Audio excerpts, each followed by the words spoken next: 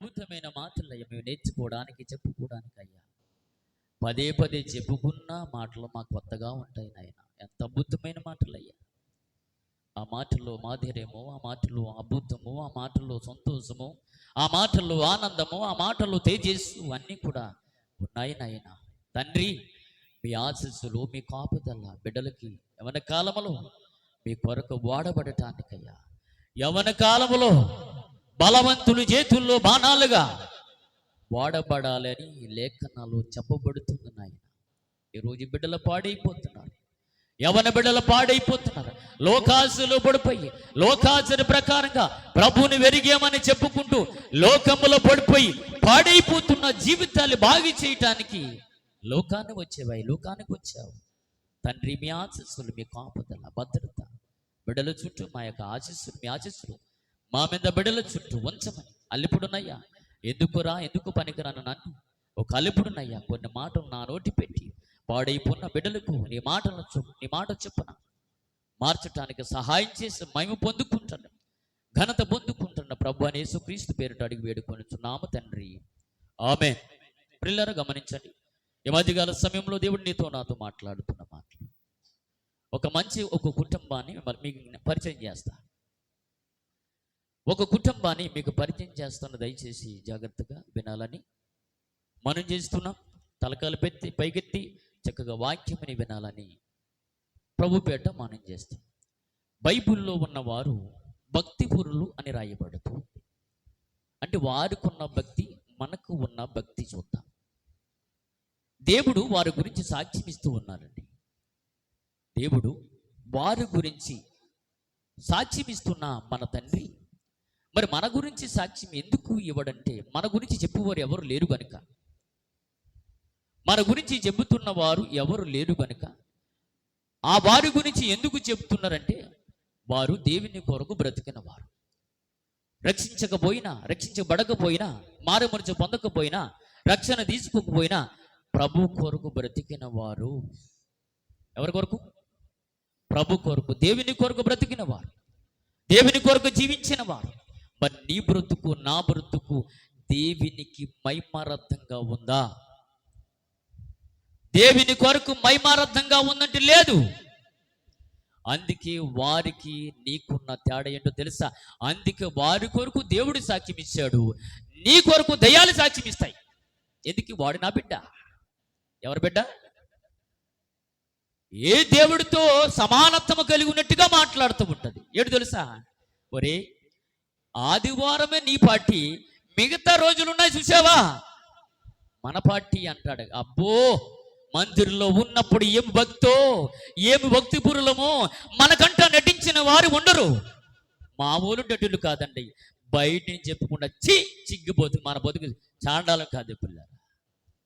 నీ బ్రతుకు మందిరంలో ఎలాగుందో బయట ఉన్నప్పుడు కూడా అదే బ్రతుకు ఉండాలి. అదే క్రైస్తవుడు అంటే అదే అండి. అలా ఉండాలని బైబిల్ చెబుతున్న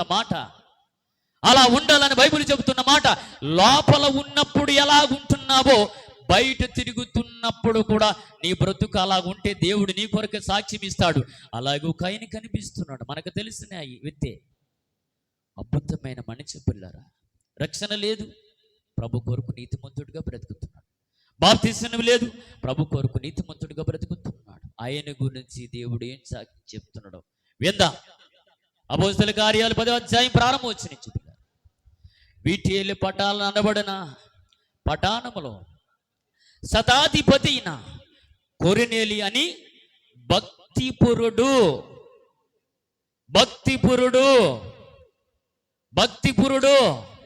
మరి నీ భక్తి నా భక్తి ఏమిటి? నీ భక్తి నా భక్తి ఏమిటో పరిశోధన చేసుకోవలసిన అవసరత ఉంది పిల్లరా. భక్తిపురుడన్న దేవుడు సాక్ష్యం ఇస్తున్నాడా? ఉండును. అతడు తన ఇంటి వారు అందరితో, దేవునికి స్తోత్రం. ఇంటి వారందరితోనంటే పిల్లరా, అతని ఇంటి వారందరితో కూడా భక్తిపురుడు అని సాక్ష్యం ఇస్తూ ఉంది బైబిల్. పైకి చూడాలి. ఎందుకు కిందకు తలకొని ఇస్తున్నారు? వింటున్నారు లేదా? భక్తిపురుడు అన్న సాక్ష్యం ఇచ్చి ఈరోజు నీ సాక్ష్యం నా సాక్ష్యము, నీ భక్తి నా భక్తి ఎలాగుందో పరిశోధన చేసుకోవాలని ప్రభు నామములో మనం చేస్తూ ఉన్నాం.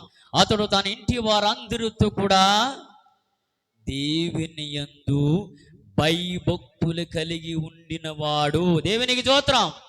ఎవరు? కొర్నేలి. ఇతని కింద ఎంతమంది సైనికులు ఉన్నారు? 100 మంది సైనికులుగా ఉన్నవాడు గురించి దేవుడు సాక్ష్యమిస్తున్నాడు. కొర్నేలి గురించి దేవుడు సాక్ష్యమిస్తూ భక్తిపురుడు, యథార్థపురుడు, న్యాయమంతుడు, యథార్థమంతుడు అని బైబిల్ సాక్ష్యం ఇస్తుంది. ఏమి లేదు, ఈయనకి రక్షణ లేదు, ఈయనకి రక్షణ లేదు, బాప్తిసం లేదు. అయినా దేవుడు ఏం చెప్తున్నాడు? ఆ వ్యక్తి గురించి ఘనముగా గొప్పగా చెప్తున్నాడు.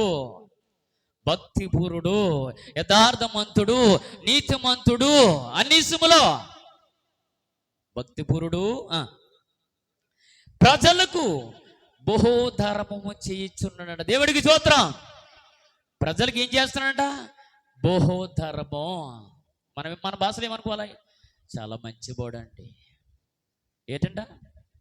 డబ్బు ధనం ఉంటున్న ధనమంతు ఎవరు చేస్తున్నాడు? పేదలకు పనిచేస్తున్నాడు అండి. ఇతను పోతే ఎక్కడ పోతాడు? తిన్నగా పరదేశం వెళ్ళిపోతాడు.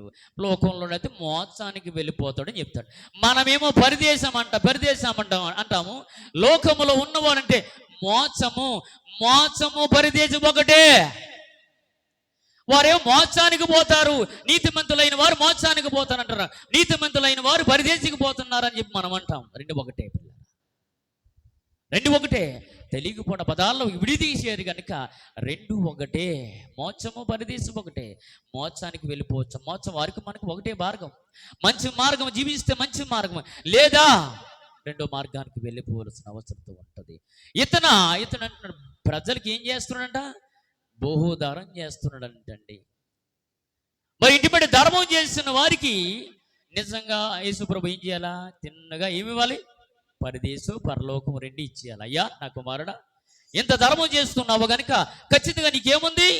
వచ్చేసి అని చెప్పవలసిన అవసరత ఉంది. జాగ్రత్త, ఉంది అని చెప్పాలా? మన భాషలో ఎవరికైనా ఒక 100 రూపాయలు సాయం చేస్తే చేసాలి. అబ్బో ఎంతగా ఘనము చేసాము, ఎంతగా సాయం చేశాము, ఒక పూట భోజనం పెట్టామని చెప్పి మనంత ఆనందం మనదేనండి. ఇతడు ఏంటంట? ప్రజలకు ప్రజలకు ధర్మం చేస్తున్నాడంట. ఆడిసి కాకి బుచ్చిమైన రకాలు మనవి. ఏమి రకాలు మనవి?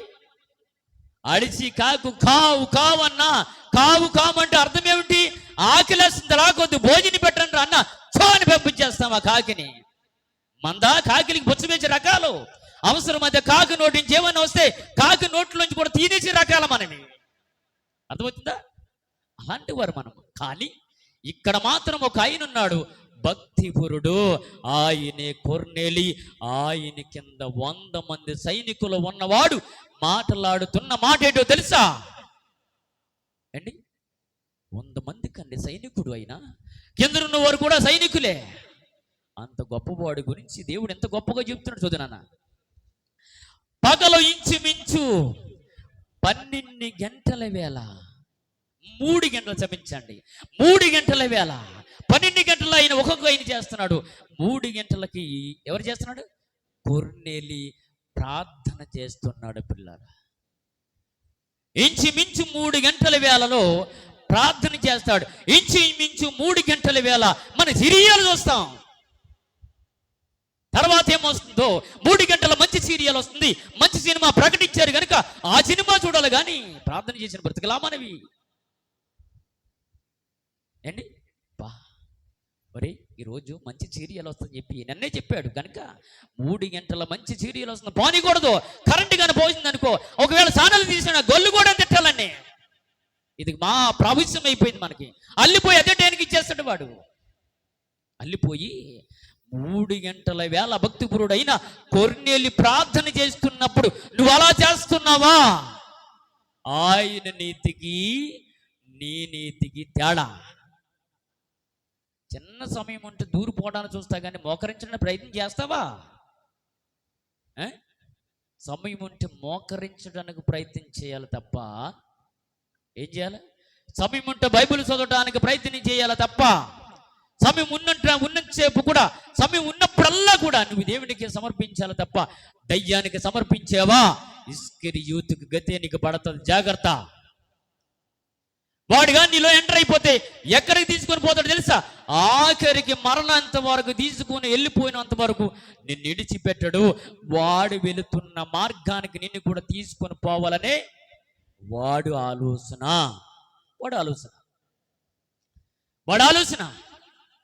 నువ్వు ఎలా ఉన్నావు ఆలోచన చెయ్యి పిల్లరా. ఇంచుమించు 3 గంటల వేళ దేవుని దూత కొర్నేలి యొద్దకు వచ్చిందట. ఎవరమ్మా? కొర్నేలి ప్రార్థన చేస్తున్నాడంట. ఇంచుమించు 3 గంటల వేళ ప్రార్థన చేస్తున్నప్పుడు కొర్నేలి దగ్గరికి ఎవరొచ్చారు? దేవుని దూత వచ్చిందట. ఏంటి? కొర్నేలి దగ్గరికి దేవుని దూత వచ్చిందని రాయబడింది. ఒకవేళ నీ దగ్గరగా నిజంగా నువ్వు ఒకవేళ 3 గంటల ప్రార్థన చేస్తే నీ దగ్గరికి ఏమొస్తాయి చెప్పాలా? దెయ్యాలు వస్తాయి. ప్రార్థన చేసుకున్నవాడు పడగొడెత్తది. ఎందుకు? వాడికి ఇష్టం ఉండదు, దేవుడికి ఇష్టము గనుక.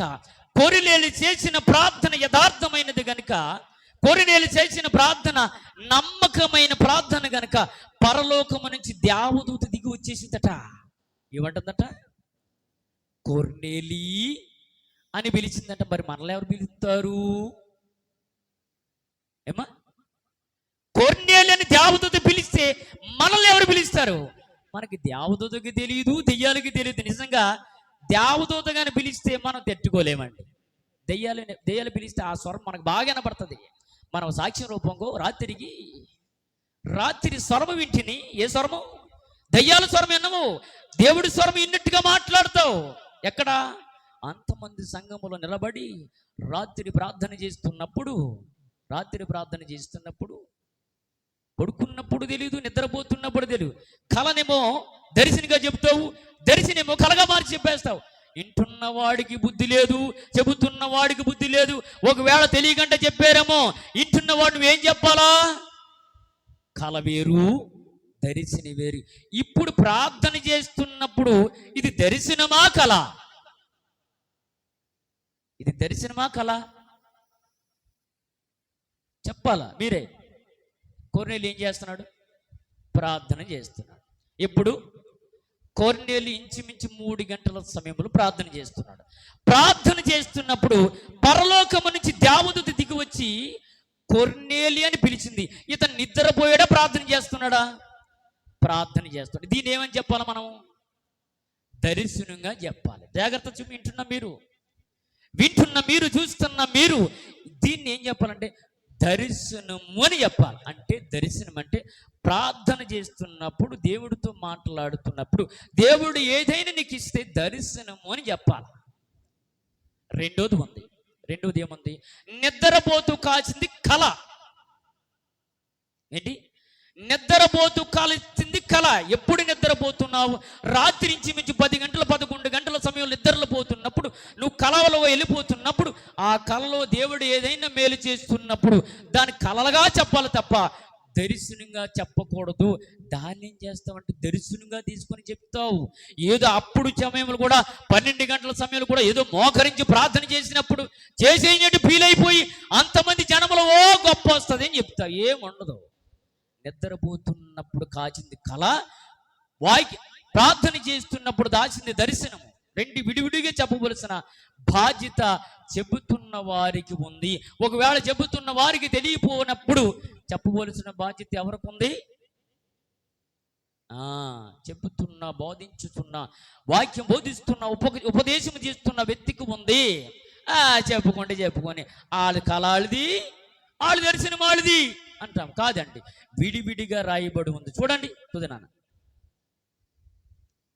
అతడు దూత వైపు తేరి చూచి భయపడిపోయాడంట. ఎవరు? కొర్నేలి భయపడి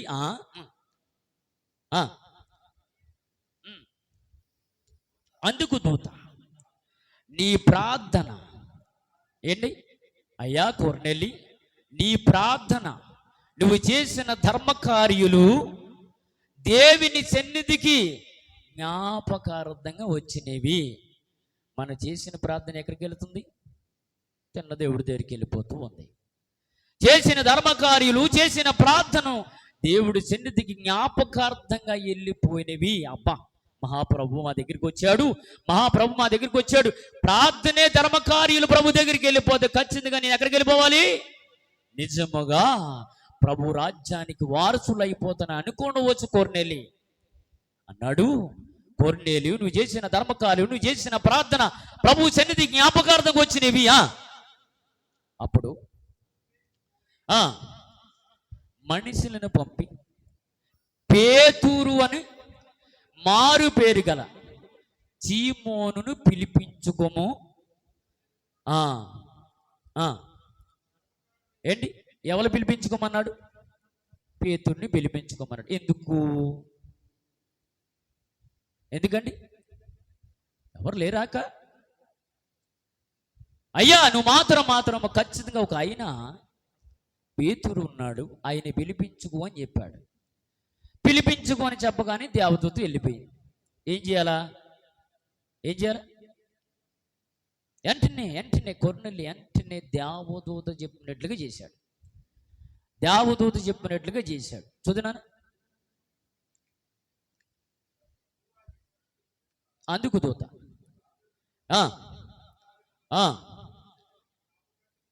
చేరినవి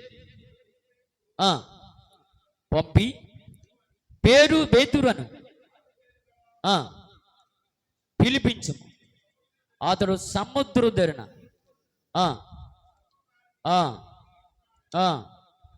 చెప్పను. అతనితో మాట్లాడిన దూత ఎల్లుని పిమ్మట అతడు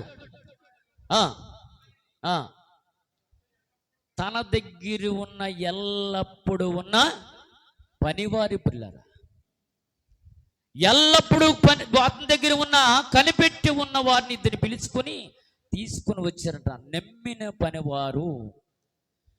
కొర్నేలి దగ్గర ఉన్న ఆ సైనికుల్లో ఇద్దరిని తీసుకుని వచ్చారు. కొర్నేలి ఏది చెప్తే వారు చిత్తపడి చేసిన వారు. దేవదూత ఏదైతే కొర్నేలితో మాట్లాడిందో అదే మాట ఆ పని వారికి చెప్పినప్పుడు వారిద్దరూ ప్రయాణం అయిపోయారు. ఎక్కడికి వెళ్ళిపోయారండి? 18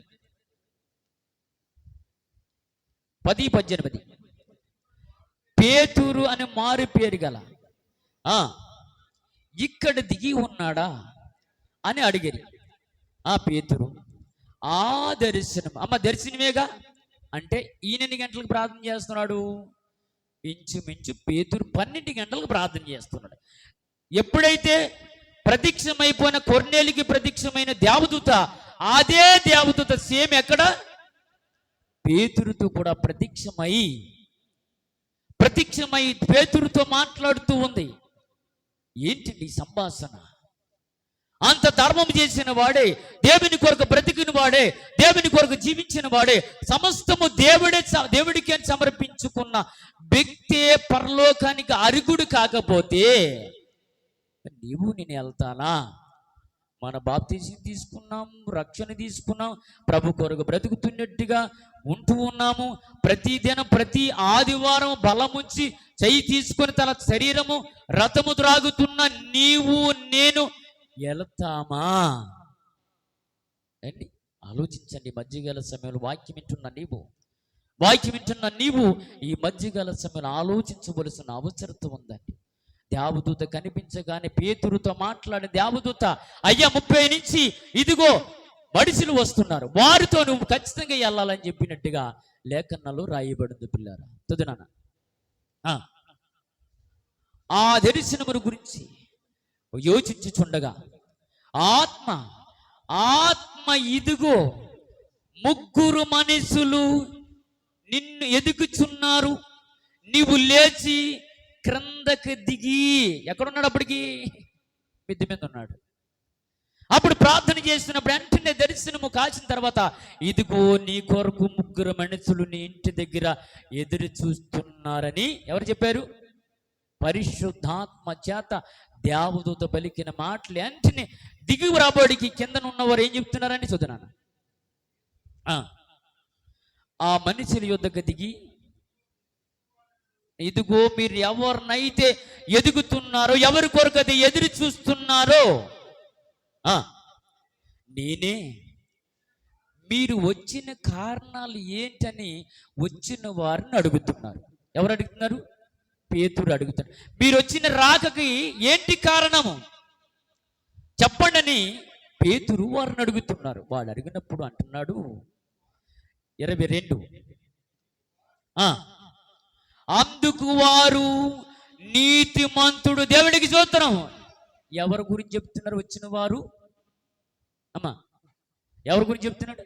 కొర్నేలు గురించి వచ్చిన మనుషులు పేతురుతో చెప్తున్నారు.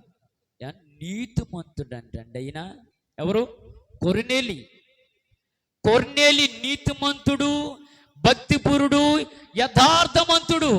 ఆయన గురించి వారు సాక్ష్యం ఇస్తూ ఉన్నారు. అయ్యా, ఆ ముగ్గురు మనుషులు చూడండి, ఎదుగుతున్న ఆ ముఖ్య మనుషులు పేతురుకి ఏమని చలవిస్తున్నారు తెలుసా? ఆ నీతిమంతుడు దేవునికి, అబ్బా దేవునికి స్తోత్రం, దేవునికి భయపడిన వాడంటండి. నువ్వు భయపడుతున్నావా ఈ మధ్యకాల సమయంలో? నేను భయపడుతున్నామా? భయపడండి, దేవునికి భయపడండి. మనుషులకి భయపడవలసిన అవసరం లేదండి. దయచేసి మనిషిని గౌరవించకపోయినా పర్వాలేదు, కానీ దేవుని గౌరవించండి. దేవుని కొరకు మనం అందరూ బ్రతకడానికి ప్రయత్నం చేయండి. దేవునికి భయపడుతున్నవాడు మంచివాడని రాయబడుతోంది. వారి సాక్ష్యం ఇస్తున్నారు. అయ్యా, ఆయన దేవునికి భయపడుతున్నవాడు అండి. భయపడుతున్నవాడు చదువునా, యూదా జనులందరూ మంచి పేరు అంటండి. ఎక్కడ? యూదా జనములో, ప్రజలలో ఆయనకున్న పేరు అంతా ఇంత కాదు. గొప్పతనం ఉంది, ఘనతనం ఉంది, మంచి పేరు ప్రతిష్ఠ సంపాదించుకున్నవాడు. ఆ నీతిమంతుడైన వారు కొర్నేలు గురించి వారు సాక్ష్యం ఇస్తున్నారు పేతురుతో. ఒక మనుషుడు ఉన్నాడు. అతడు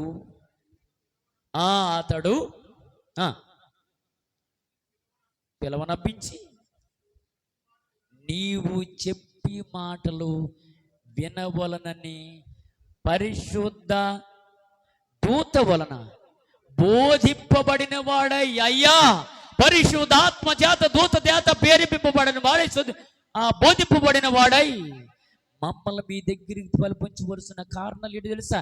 మిమ్మల్ని తన ఇంటికి తీసుకొని రమ్మన్నాడు. మీ మాటలు వినాలని ఆశ కలిగి తన ఇంటికి తీసుకొని రమ్మన్నాడు అని చెప్పి వీరి ముగ్గురు పేతురుకు తెలియపరిచారు. పిల్లలు, అయ్యా మీ నోటి మాటలు వినాలట. అది ఆయన సొంత ప్రయత్నం కాదు, దేవదూత చేత బోధింపబడిన వాడై, వాక్యము చేత బోధింపబడిన వాడై మమ్మల్ని మీ దగ్గరికి పంపించవలసిన కారణాలు వీయ అయ్యా అని చెప్పి పేతురుతో చెప్పినప్పుడు వచ్చిన వ్యక్తులు ఏం చేశాడు తెలుసండి? పేతురు అప్పుడు పేతురు వారిని లోపలికి పిలిచి, ఆదీక్ష అనగా వచ్చిన వారికి ఏం చేయాలి మనము? ఆదీక్ష అనగా మంచి చెడ్డలు చూడాలి. వచ్చిన చుట్టాలు మనం ఏం చేయాలి? మన బంధువులు అనగాని లోపల తీసుకొని మొదటగా మంచిలు ఇచ్చి తర్వాత మంచిగా చూడాలని ఒక ఆలోచన కలుగుతుంది. అలాగే పేతురు కూడా వారిని పిలిచాడు, లోపలికి ఆహ్వానం పలికాడు. పలికి వెంటనే మంచి చెడ్డలు చూచాడు. ఆ చూచి తర్వాత రోజున ఎక్కడికి వెళ్ళాడు? ప్రయాణమయ్యారు. ఎక్కడికి ప్రయాణమయ్యారు? ఎక్కడికండి? కైసరికి మళ్ళా ప్రయాణం అయిపోయారు. చదువునా,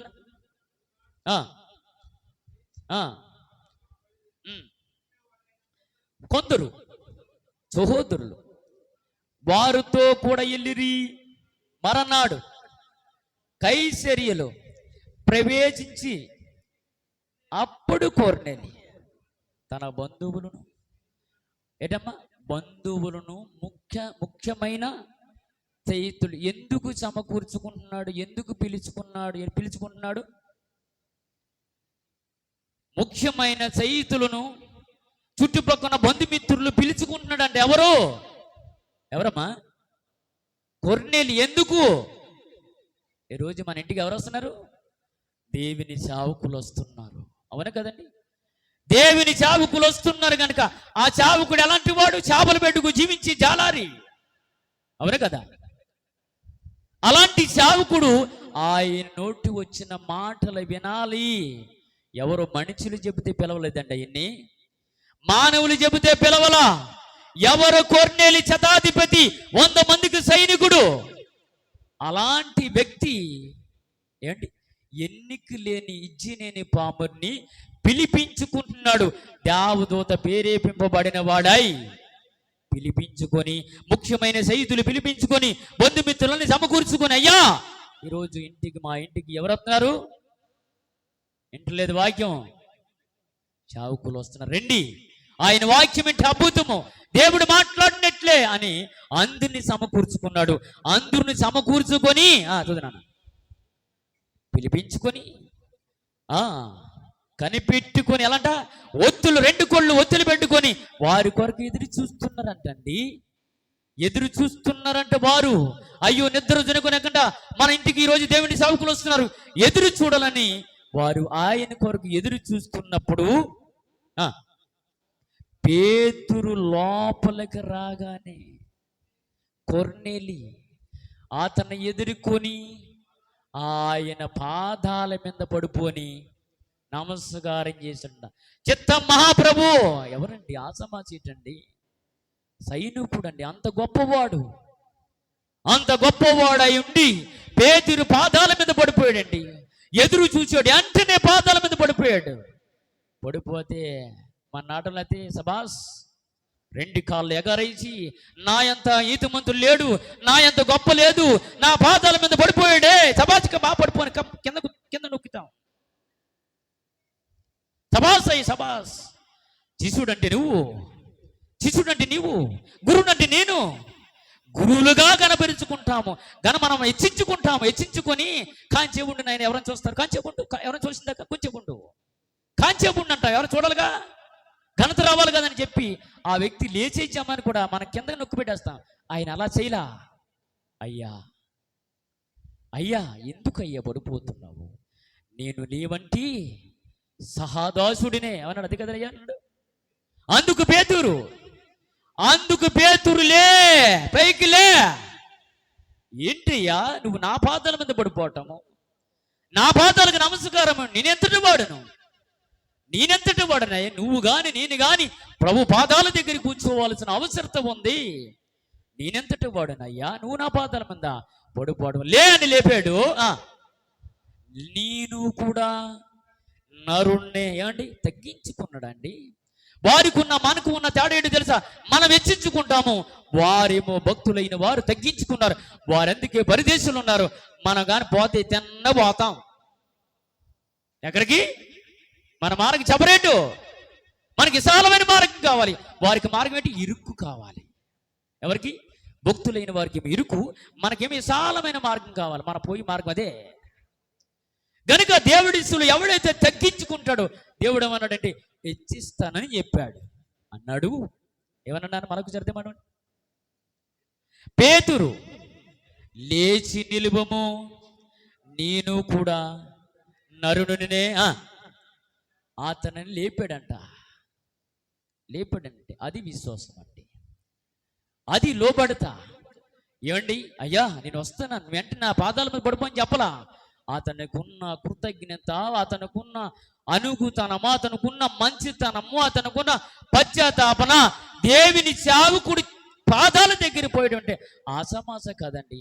అతను తగ్గించుకున్న 100 మందికి సైనికుడికి తగ్గించుకొని ఒక సేవకుడు పాదాల దగ్గర పడిపోయాడండి. ఎంత తగ్గింపు చూడండి. అతని మంది బంధుమిత్రులు ఉన్నారు, చైతులు ఉన్నారు, వారందరూ చూచుచుండగానే అంత గొప్పవాడు అలాంటి ఆయన పాదాల దగ్గర పడిపోయాడంటే ఎంత తగ్గింపు అండి, ఎంత తగ్గింపు పిల్లరా. దేవదూత చేత బోధింపబడిన వాడండి. అతనిలో అప్పుడు అర్థమైందండి, నిజంగా దేవుని సేవకులు, దేవుడి చేత పిలబడిన వారు పేతురుని ఆలోచన కలిగిన ఆయన. కొర్నేలి అంత భక్తిపురుడు లేఖనాలు చెప్పట్లేదండి, అంత గొప్పగా చెబుతుంది. కానీ అతను మారమనుషు లేనివాడు, పశ్చాత్తాపడ్డాడు, మారమనుషు పొందుకున్న వాక్యము చేత రక్షించబడ్డాడు. వాక్యం చేత రక్షించబడి తన కట్టుకున్నాడు, తన జీవితం తన బ్రతుకు మార్చుకున్నాడు. అయ్యో నేను ఎంతమందికి దాన ధర్మం చేసినా, ఎంతమంది అన్ని చేసినప్పటికీ కూడా నాకేమీ లేదనుకున్నట్టు పరలోకము నాకి లేదనుకున్నాడు. నిజముగా దేవుడి చావుకుడి చేత వాక్యం చెప్పించుకున్నాడు పిల్లల. అతని జీవితం మార్చుకున్నాడు, దేవుని కొరకు పిలవబడ్డాడు. మరి మధ్యకాల సమయంలో నీవు నేను అలా ఉన్నామా? అలా ఉంటే ధన్యులము. అలా నీతిమంతులుగా పెడబడాలి, యథార్థమంతులుగా పిలబడాలి. ఏదో కొంతమందికి సాయం చేసడం వల్ల నిత్య రాజ్యం ఉంటుందని కాదు పిల్లరా. నీవు పాపమని గ్రహించి యేసుక్రీస్తు రక్తము చేత కడగబడి ఆయన నీ కొరకు నా కొరకు మరణించాడని నమ్మి మారు మనసు బాప్తిజం తీసుకుంటే రక్షించబడతావు. లేని ఎడలా రక్షించబడవు. ఇది అనుకూలమైన సమయం, నేడే రక్షణ దినం. ఆలోచించి మధ్యగల సమయం విన్న నీవు ప్రతి ఒక్కరు ఆలోచన చేయవలసిన అవసరం ఉందని కొద్ది మాటలు చెప్పి దేవుడి ఎన్నికల్లో ఈ మాటలు దీవించునుగా తల్ల వంచిన చిన్న ప్రార్థన చేద్దాం. మమ్మల్ని ప్రేమిస్తున్న మా ప్రియ పరలోకపు తండ్రి, ఇప్పటి వరకు సజీవులుగా కొన్ని మాటలు మాకు అందించారు. అట్టి కృప, అట్టి ఆశీస్సులు ఈ మాటలు బిడ్డల హృదయంలో ఫలింపి చేసి ముద్రించి ఆయా కొన్నేళ్ళ జీవితం ఎలా మార్పు చెందిందో యథార్థమంతుడు నీతిమంతుడిగా పిలబడిన మీరే సాక్ష్యం ఇచ్చారు. అయ్యా మేము కూడా కనీసం అలా బ్రతకడానికి ప్రయత్నం చేయాలని బిడ్డలకు ఆశీస్సులతో మీ దీవెన, మీ కాపుదల బిడ్డలకు అనుగ్రహించిన మహిమ ఘనత ప్రభావములు పొందుకోమని యేసుక్రీస్తు నామములో అడిగి వేడుకొనుచున్నాము తండ్రి. ఆమేన్. త్వరగా